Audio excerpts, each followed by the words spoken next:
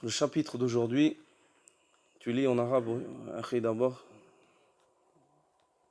ترك الأتباع بعض أقوال أئمتهم اتباعا للسنة، ولذلك كله كان أتباع الأئمة ثلة من الأولين وقليل من الآخرين، لا يأخذون بأقوال أئمتهم كلها، بل قد تركوا كثيرا منها لما ظهر لهم مخالفتها للسنة، حتى أن الإمامين محمد ابن الحسن وأبا يوسف رحمهما الله قد خالفا شيخهما أبا حنيفة لأنه واحد في نحو ثلث المذهب، وكتب الفروع كفيلة ببيان ذلك، ونحو هذا يقال في الإمام المزني وغيره من أتباع الشافعي وغيره. ولو ذهبنا نضرب على ذلك الأمثلة لطال بنا الكلام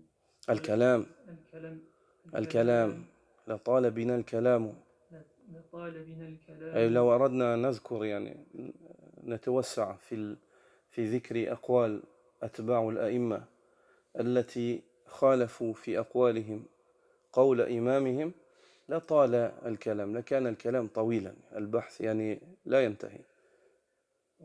ولا خرجنا به عما قصدنا إليه في هذا البحث من الإيجاز، فلنقتصر على تفهموا هذا؟ خرجنا به عما قصدنا إليه في هذا البحث من الإيجاز، لأن هذا مختصر، كتاب مختصر، والمقدمة عبارة وإن كانت طويلة ليست مختصرة، باعتبار الكتاب لو تأخذ الكتاب يعني مثلا الكتاب كم أكثر من 160 صفحة تقريبا، يعني نقصد المتن يعني دون الفهرس في الأخير. الكتاب 160 صفحة تقريبا، 60 صفحة يعني ثلث الكتاب مداره على ماذا؟ على هذه المقدمة، وعلى ترسيخ يعني هذه المقدمة في قلوب الناس وتفهيمها وتبيانها أحسن البيان. فلنقتصر على مثالين اثنين. قال الإمام محمد في موطئه قال محمد: أما أبو حنيفة رحمه الله فكان لا يرى في الاستسقاء صلاة، وأما في قولنا فإن الإمام يصلي بالناس ركعتين ثم يدعو ويحول رداءه. تحويل الرداء من السنة بعد الاستسقاء، يخرج الإمام يصلي بالناس صلاة الاستسقاء، وهو الاستسقاء يعني في اللغة العرب هذا التركيب، يعني هذه الزيادة، الألف والسين والتاء إذا أدخلت على الأفعال يعني ماذا؟ طلب، استغفار، طلب المغفرة، استسقاء، طلب السقيا، استعانة، طلب الإعانة، استعاذة وما إلى ذلك. هذا التركيب يدل على الطلب، هناك استسقاء هي صلاة يعني مشروعة في سنة النبي صلى الله عليه وسلم، صلاها النبي صلى الله عليه وسلم، وهي عبارة عن صلاة يقصد بها طلب السقيا، طلب المطر، أن يمطر الله عز وجل السماء مطرا مباركا فيغيث به العباد والبلاد. نعم. وهذا ثابت في سنة النبي صلى الله عليه وسلم. وبعد أن يصليها هذه الصلاة الإمام يحول رداءه، قد فعله الرسول صلى الله عليه وسلم، وهذا ثابت عنه صلوات الله وسلامه عليه. يحول رداء. ما هو الرداء؟ الرداء ما هو؟ الملابس نعم، هو ما يلبسه الإنسان في أعلى جسده، ما يغطي أعلى جسده به، هذا يسمى رداء. أو أما ما يغطي الإنسان أدنى جسدي أو ما تحت سرة إلى أين؟ إلى أين؟ إلى أسفل ما، ولكن إلى أين نريد تحديدا؟ إلى نصف الساق على الأفضل، وإلى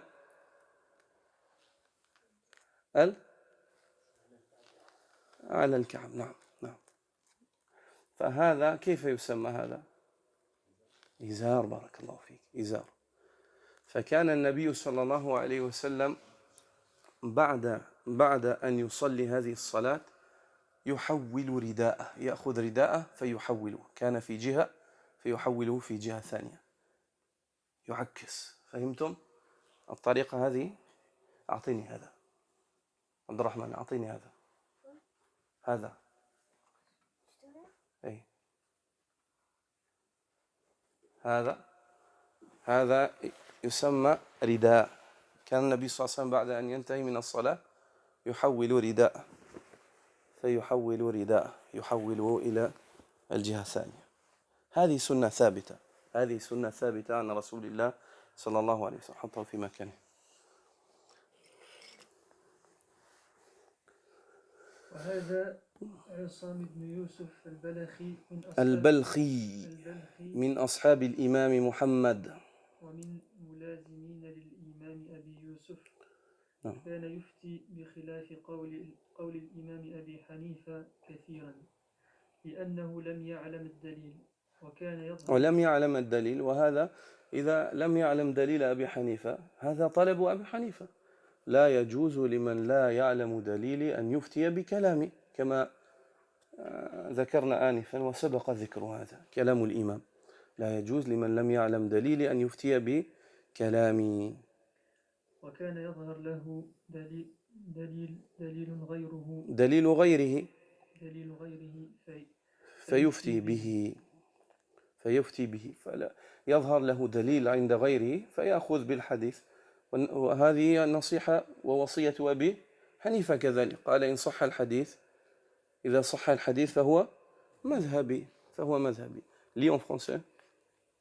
Deux exemples de savants ayant délaissé l'avis de leur imam pour suivre la sunna. Pour toutes les raisons citées précédemment, ceux qui ont suivi les imams des différentes écoles, une multitude parmi les premiers et un petit nombre parmi les derniers, n'ont pas nécessairement suivi une multitude parmi les premiers. Et si ce titre-là, déjà pour commencer, le titre, l'introduction, cette introduction ou ce titre de ce chapitre, le cheikh ici va te parler de ce principe ou cette voie qu'ont chéri les suiveurs des imams, les premiers suiveurs. Ils ont respecté la voie sur laquelle les ont laissés leurs imams. Quelle était cette voie-là? Le fait que le madhab ou la parole de l'imam soit un moyen et pas une fin. Donc ils ont suivi cela, ils ont respecté, car ils ont pris cela de leur imam. Ils ont trouvé les arguments de cela dans la charia d'Allah Azza wa Jal. Et le cheikh dit dans l'introduction, il s'argumente avec la parole d'Allah Azza wa Jal sur la Al-Waqi'a, Thullatun min al-awwalin wa qalilun min al-akhirin. Ces gens-là qui agissaient ainsi, qui suivaient la sunna et délaissaient la parole de son imam lorsque la sunna lui venait, ils étaient en grand nombre dans les premières générations. Et puis par la suite dans les écoles, ils sont très peu.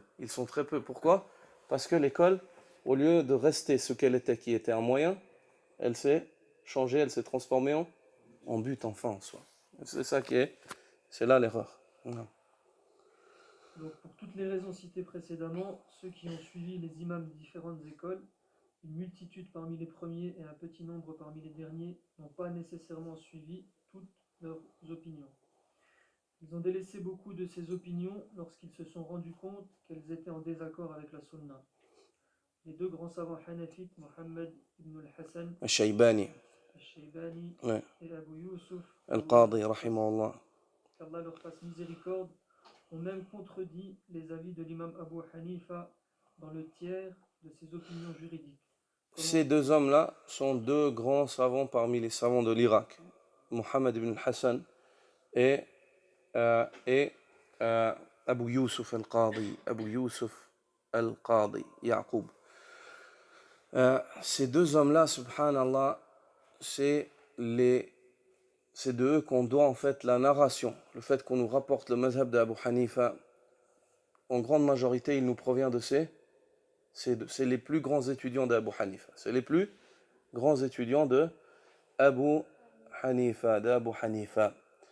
Et ces deux hommes-là, malgré le respect qu'ils avaient pour leur imam, et lorsque c'est mentionné comme dans Siyara Alam al-Nubala ou d'autres livres qui font référence à l'histoire et qui mentionnent des récits des hommes de cette communauté, lorsque tu lis au sujet de ces hommes-là, tu vois le comportement qu'ils avaient avec leur imam, le respect qu'ils avaient vis-à-vis d'Abu Hanifa. Mais ce respect-là, cet amour qu'ils avaient, ne les a pas empêchés de contredire leur imam lorsque ils ont vu, et même de le conseiller alors qu'il était vivant, et de le conseiller de son vivant. Et après sa mort, de contredire certains avis qu'ils avaient adoptés de leur imam selon l'argumentation qu'il avait.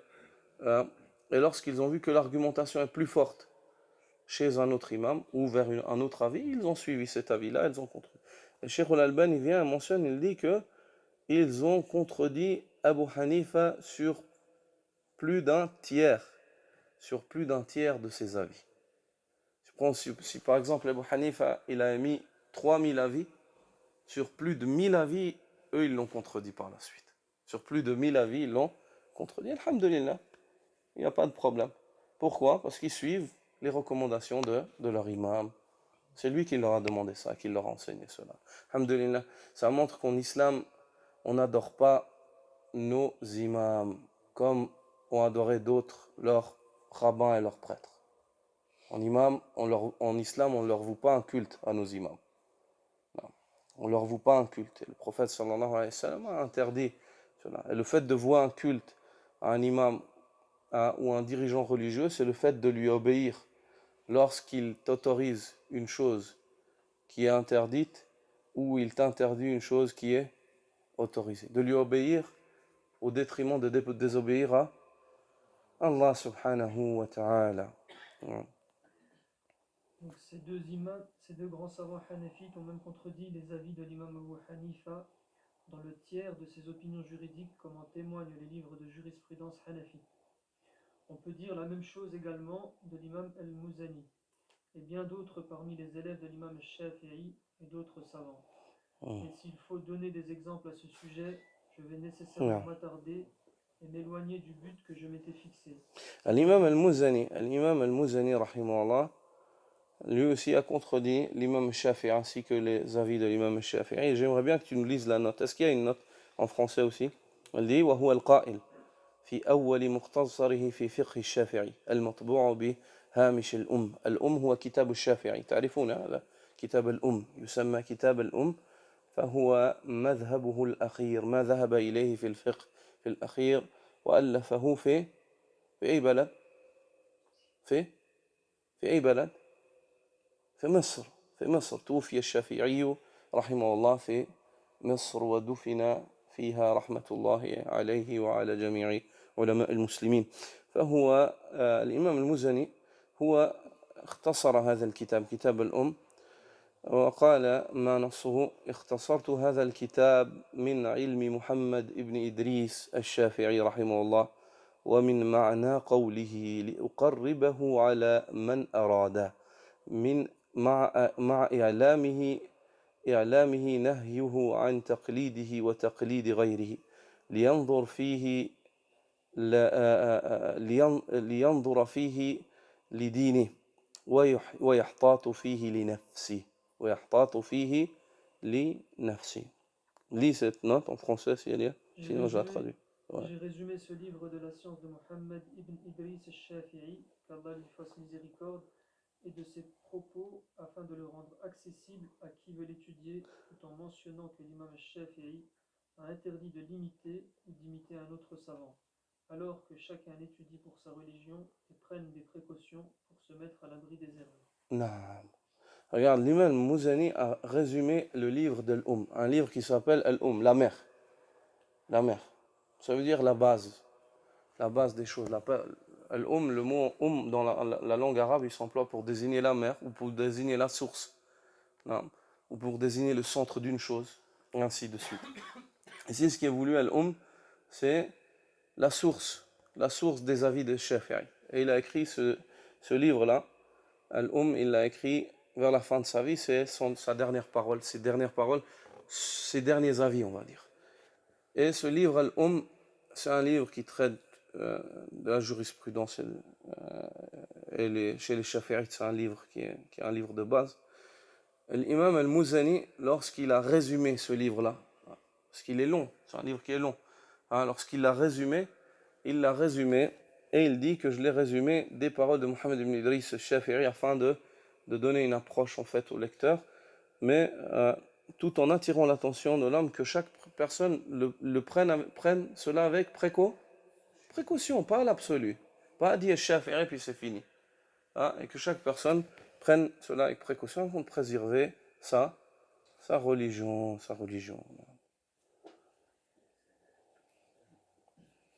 Et s'il faut donner des exemples à ce sujet, je vais nécessairement m'attarder et m'éloigner du but que je m'étais fixé, c'est-à-dire d'être bref dans cette recherche. Je vais donc me contenter de 2 exemples.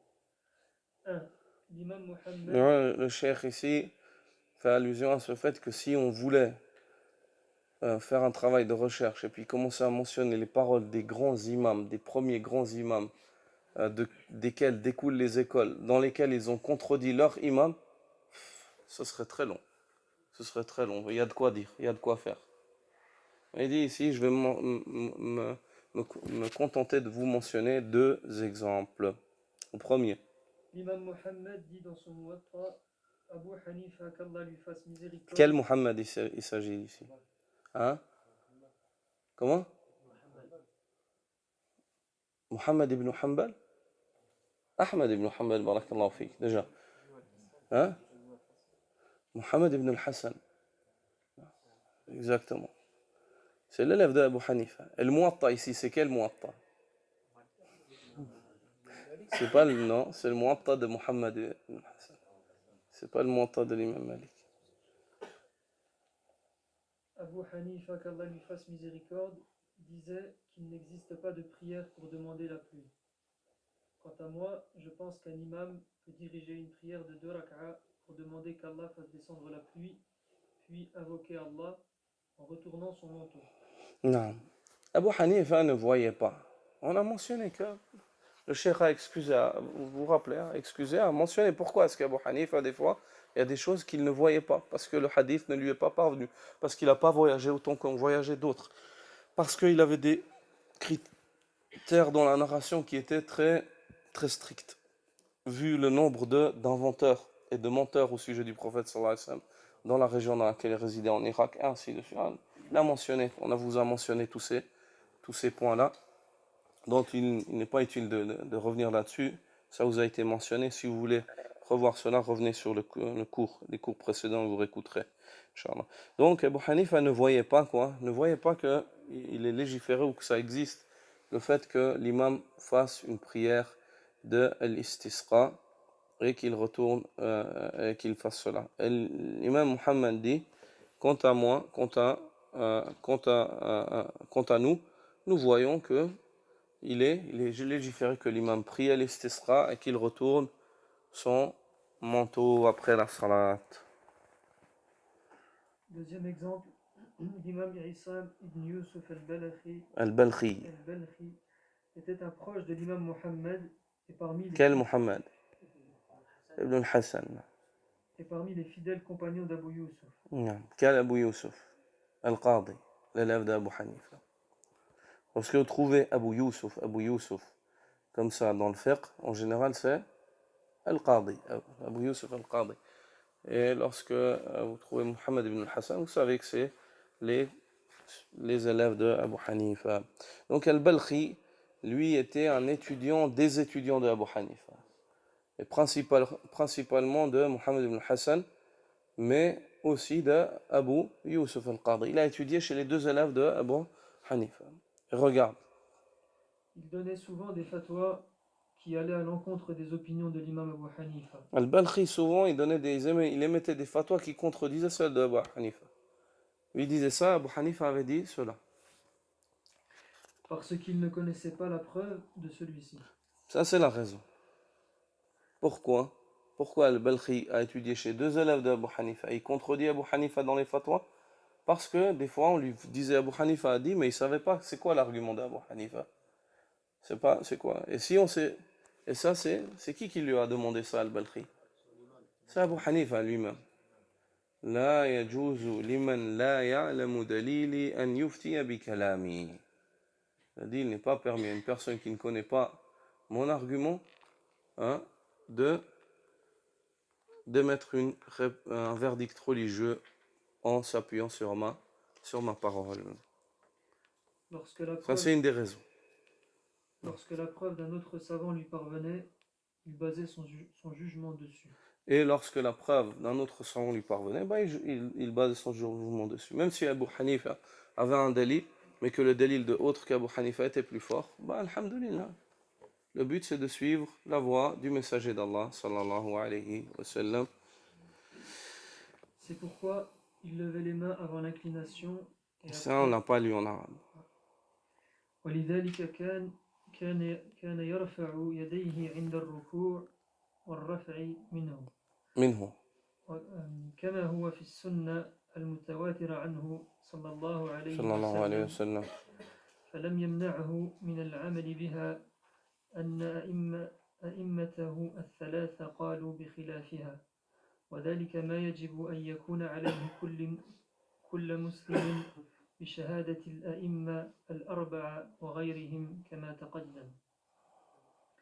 وخلاصة القول إنني أرجو ألا يبادر أحد من المقلدين نعم. إلى الطعن في لا أقف إلى هنا ترجم هذا. كان ينبغي لنا أن نقرأها هذه الفقرة بالعربية ثم نترجمها حتى يستكمل المعنى. C'est pourquoi il levait les mains avant l'inclination et après s'en être redressé, comme le stipulent des dizaines de hadiths authentiques remontant au prophète sallallahu alayhi wa sallam.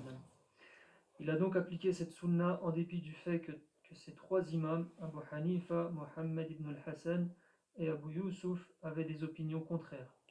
C'est ainsi que doit agir tout musulman, comme en témoignent les paroles des quatre imams et d'autres comme nous l'avons vu ci-dessus. Non. C'est-à-dire que lui, il levait les mains durant les takbir, chose que ne faisait pas Abu Hanifa, ni ses deux élèves d'ailleurs. Comme cela a été mentionné, cette discussion avec Abdullah ibn al-Mubarak, lorsqu'ils ont prié côte à côte. Lorsque Abu Hanifa a levé les mains dans le premier takbir, et puis il les a posées, puis Abdullah ibn al-Mubarak levait les mains chaque takbir.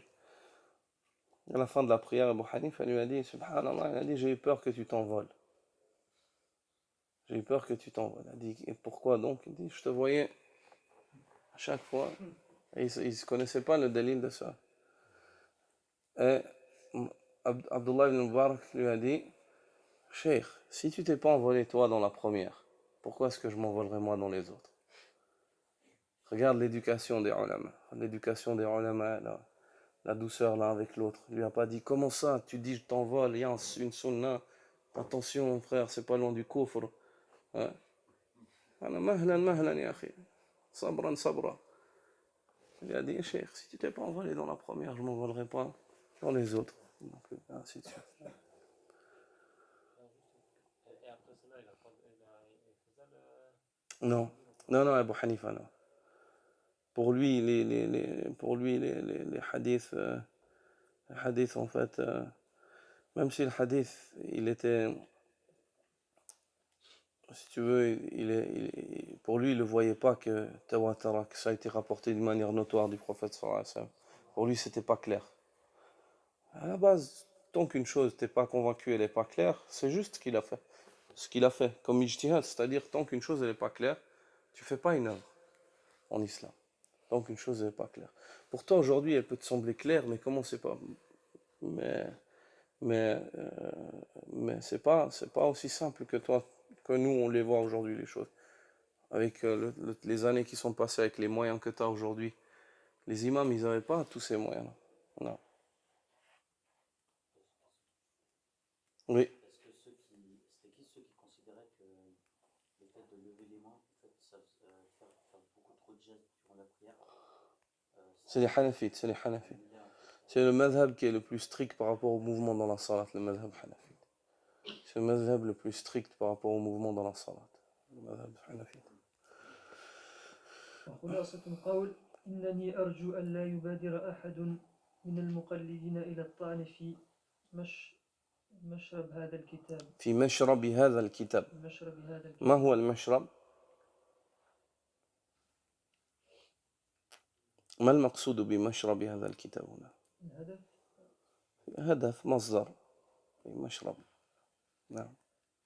وترك الاستفادة مما فيه من السنن النبوية بدعوى مخالفتها المذهب، بل أرجو أن يتذكر ما أسلفناه من أقوال الأئمة في وجوب العمل بالسنة وترك أقوالهم المخالفة لها، وليعلم أن الطعن في هذا المشرب إنما هو طعن في الإمام الذي يقلده أيا كان من الأئمة، فإنما أخذنا هذا المنهج منهم كما سبق بيانه، فمن أعرض عن الاهتداء بهم في هذا السبيل فهو على خطر عظيم، على خطر عظيم لأنه يستلزم الإعراض عن السنة، وقد أمرنا عند الاختلاف بالرجوع إليها والاعتماد عليها كما قال تعالى: فلا وربك لا يؤمنون حتى يحكموك فيما شجر بينهم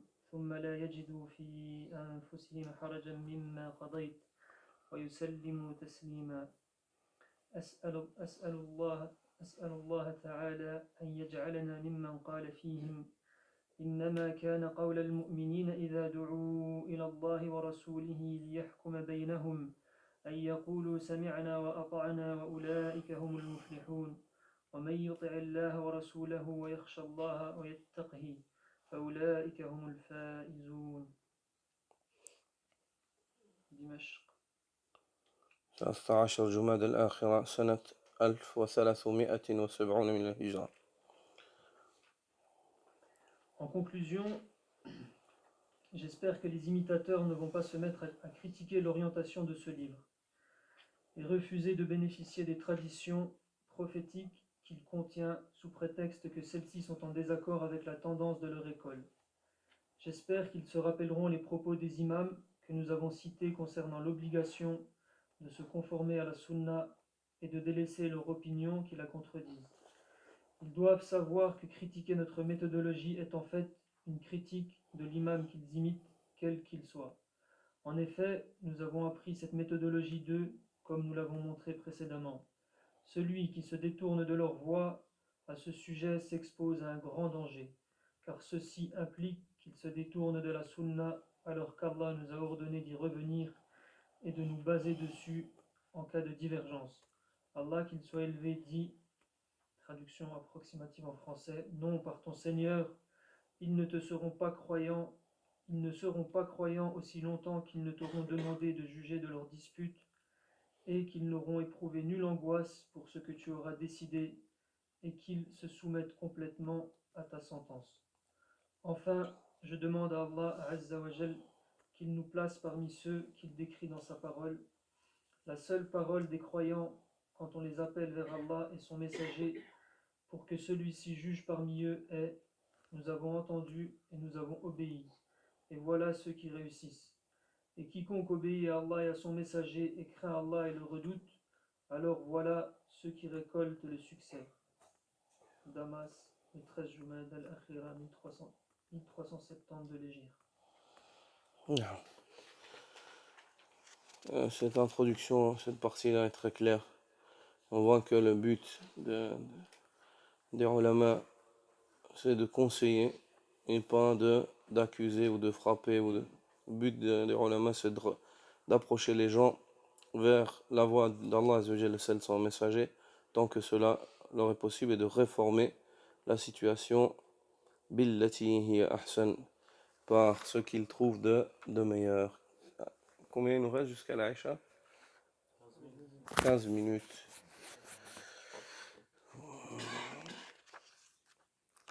« 15 minutes pour entamer ce qui vient, je pense.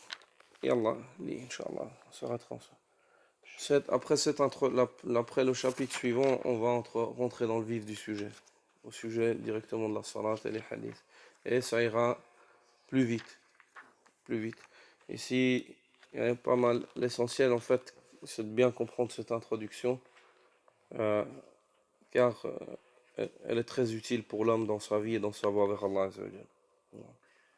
شبهات وجوابها ذلك ما كنت كتبته منذ 10 سنوات في مقدمة هذا الكتاب وقد ظهر لنا في هذه البرهة أنه البرهة، ما هي البرهة؟ أيوة، اللحظة، نعم، الفترة، نعم، بارك الله فيك. أنه كان لها تأثير طيب في صفوف الشباب المؤمن لإرشادهم إلى وجوب العودة في دينهم وعبادتهم إلى المنبع الصافي من الإسلام. ما هو المنبع الصافي؟ المنبع الصافي. لا، ما، نعم صحيح، لا سورس صافي بيور كلير. ما هو؟ الكتاب والسنة، هذا هو المنبع الصافي.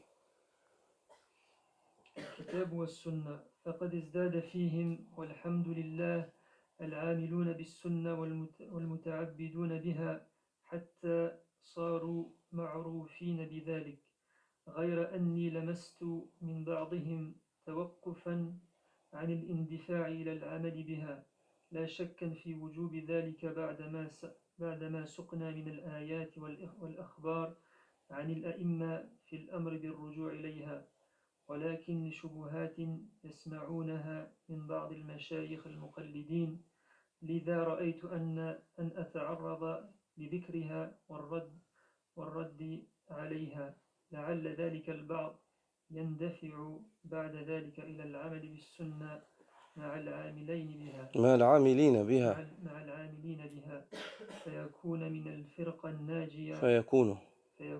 الفرقة الناجية بإذن الله تعالى. نعم. هناك الشيخ يذكر بعد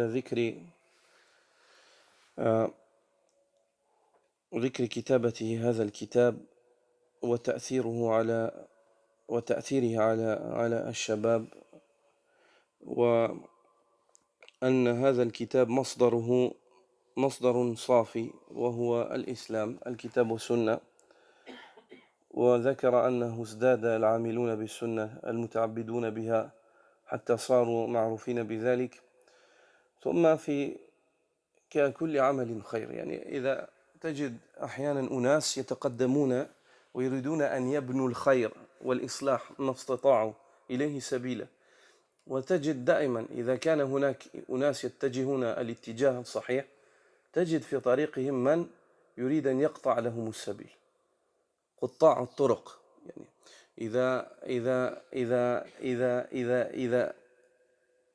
إذا بدأت القافلة المليئة بالضرر الثمينة والكنوز، يعني سفرها إلى أن تبلغ غايتها، فلا بد بقطاع الطرق، فلا بد، لأنهم يريدون أن يقطعوا السبيل.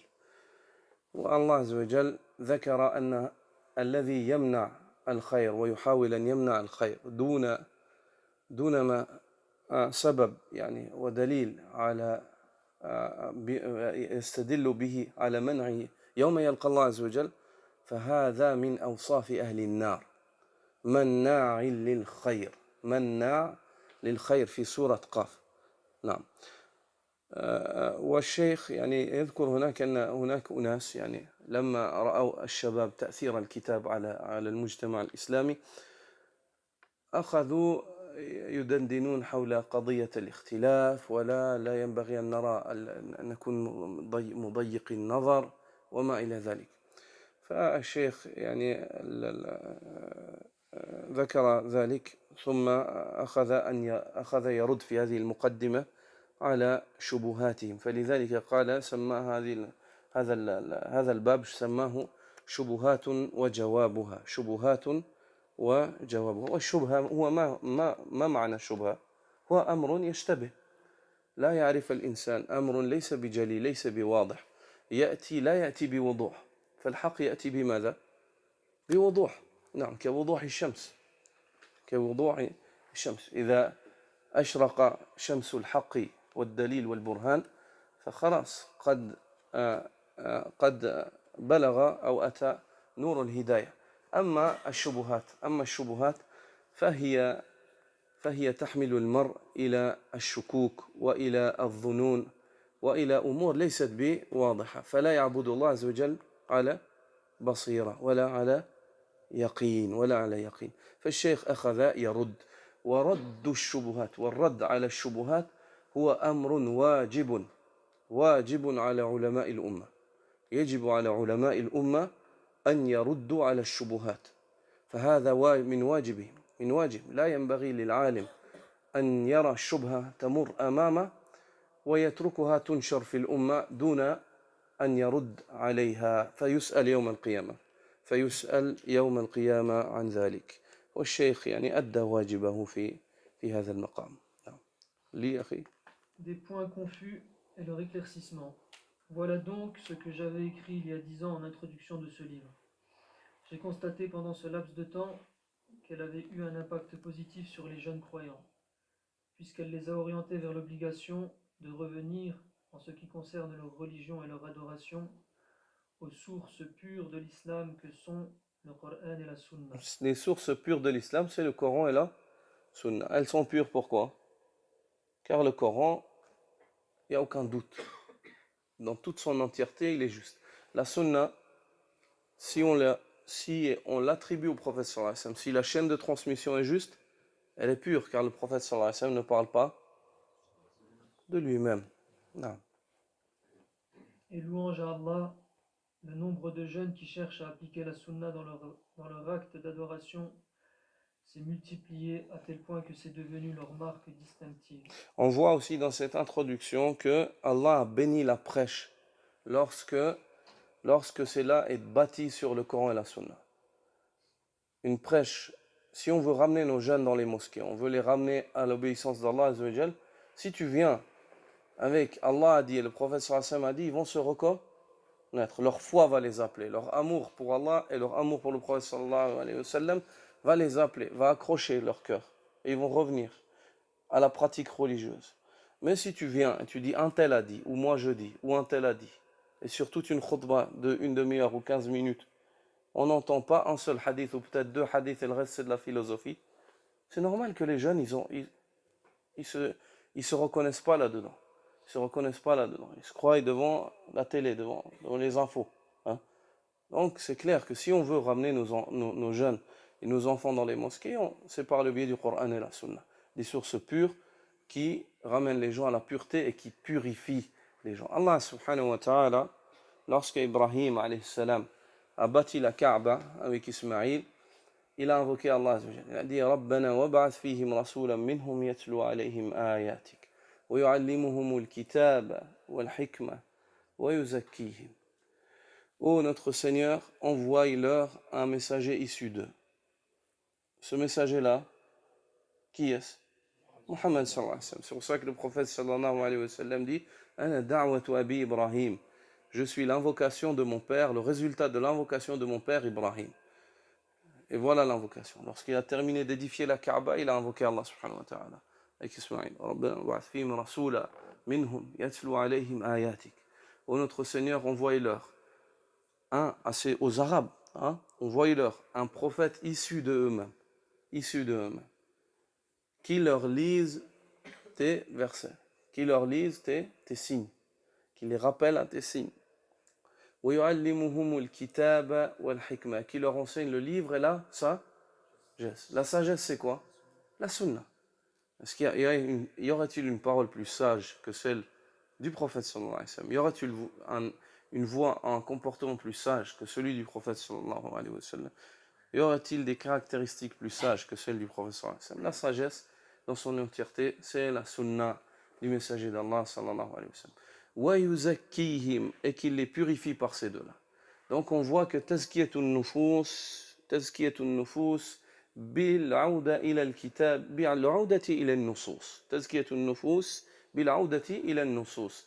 La purification des âmes se réalisera par le fait de revenir au texte de la révélation du Coran et de la sunna. Et le cheikh, c'est pour ça qu'il mentionne, c'est une source pure. Et il mentionne le résultat de cela. Le fait d'avoir appelé les jeunes et de leur avoir présenté cela, bah ça a apporté ses fruits. Ça fait que les jeunes, ils sont revenus à leur pratique, ils ont eu envie de pratiquer parce qu'ils se sont sentis attachés directement, pas une personne, pas X ou Y, mais ils se sont attachés à Allah Azza wa Jal et à la voix de leur messager sallallahu alayhi wa sallam. Et louange à Allah, le nombre de jeunes qui cherchent à appliquer la sunna dans leurs actes d'adoration s'est multiplié à tel point que c'est devenu leur marque distinctive.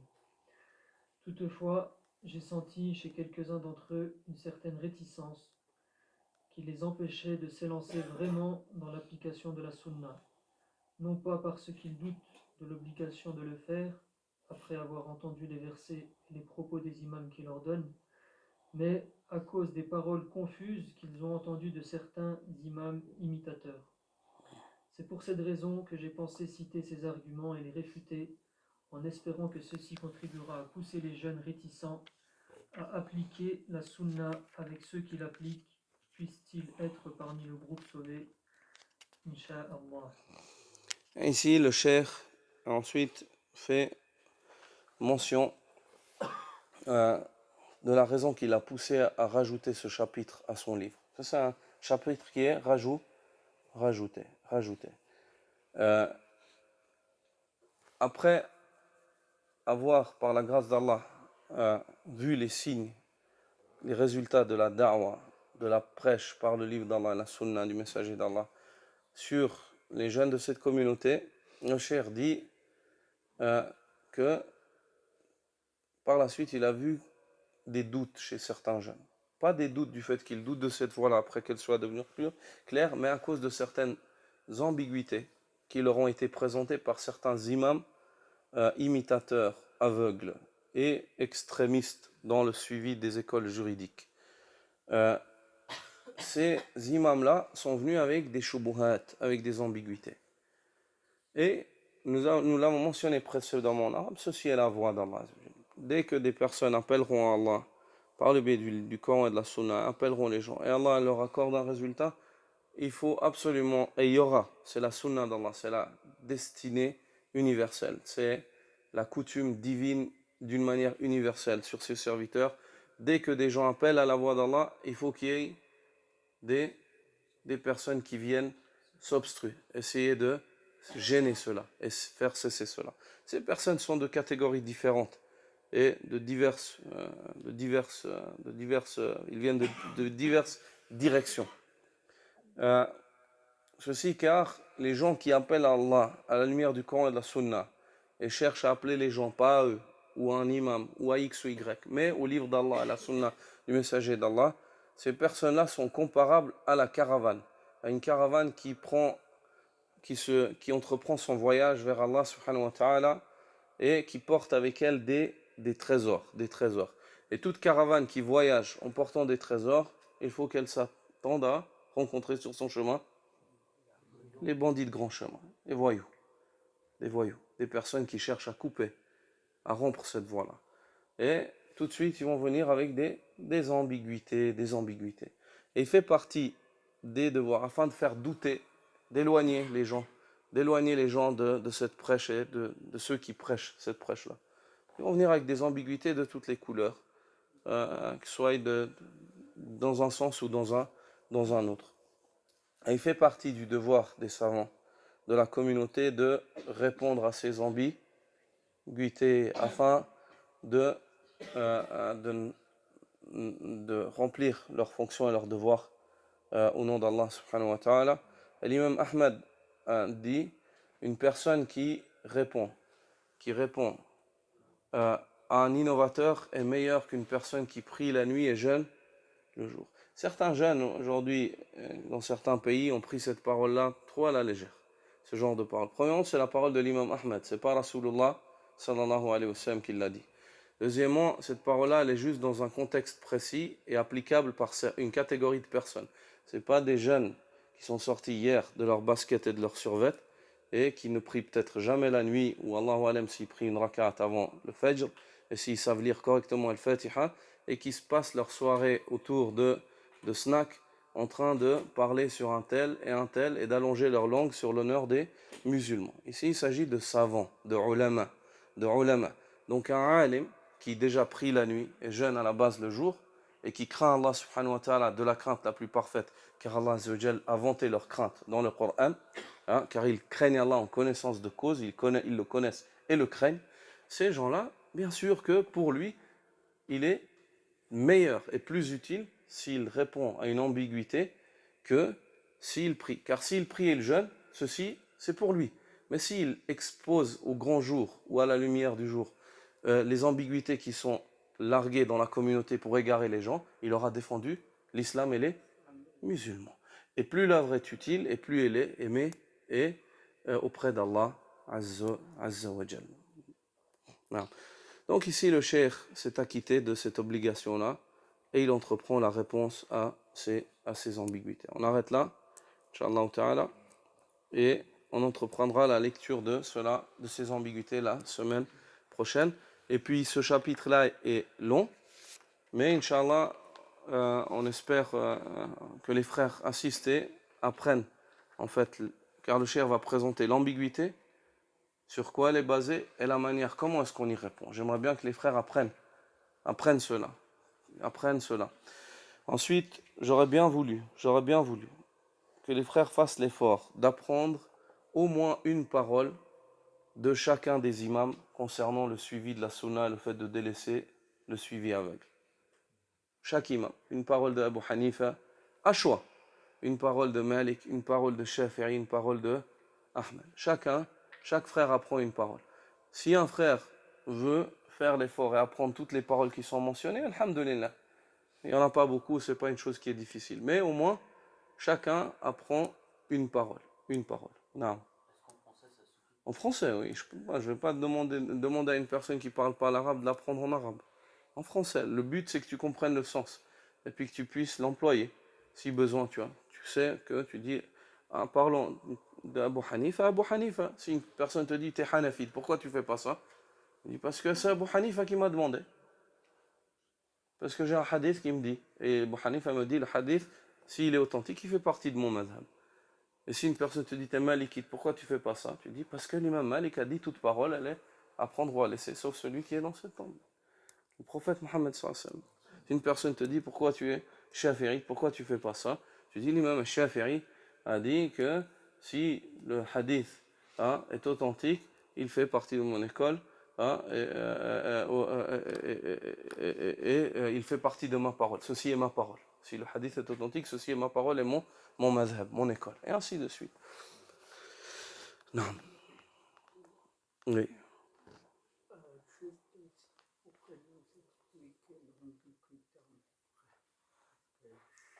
Comment l'ambiguïté? Les gens ils viennent avec la vérité pour transformer le fou. Non. Et si tu veux parler de quoi? De la définition de l'ambiguïté? L'ambiguïté dans la langue arabe, ash-shubha. Au niveau linguistique, elle vient de shabaha. Ça veut dire que c'est une chose qui est ressemblante, qui n'est pas claire. Tu vois, tu sais pas laquelle c'est, d'accord? Déjà au niveau linguistique. Ensuite, au niveau religieux, sa définition religieuse, c'est une définition religieuse. L'ambiguïté, c'est une chose qui vient couvrir la vérité. C'est une chose qui vient couvrir la vérité. C'est-à-dire que elle amène un doute et pas une conviction. Et l'ambiguïté, c'est une chose où c'est une ambiguïté qui est basée sur un texte, sur la compréhension d'un texte, ou bien c'est une ambiguïté qui est basée sur la logique. Tout dépend sur quoi est-ce qu'ils ont basé leur ambiguïté. Et même si elle est basée sur le Coran et la Sunna, on n'appellera pas ça un dalil. On appellera ça une shubha, une ambiguïté. Parce qu'un dalil, ad-dalil huwa al-murshid, c'est une chose qui t'oriente. Tandis que l'ambiguïté, huwa amrun mub'id, c'est une chose qui t'éloigne. C'est pour ça que, afin d'honorer la vérité et le haqq, on n'appellera pas une shubha, même si la personne emploie un verset,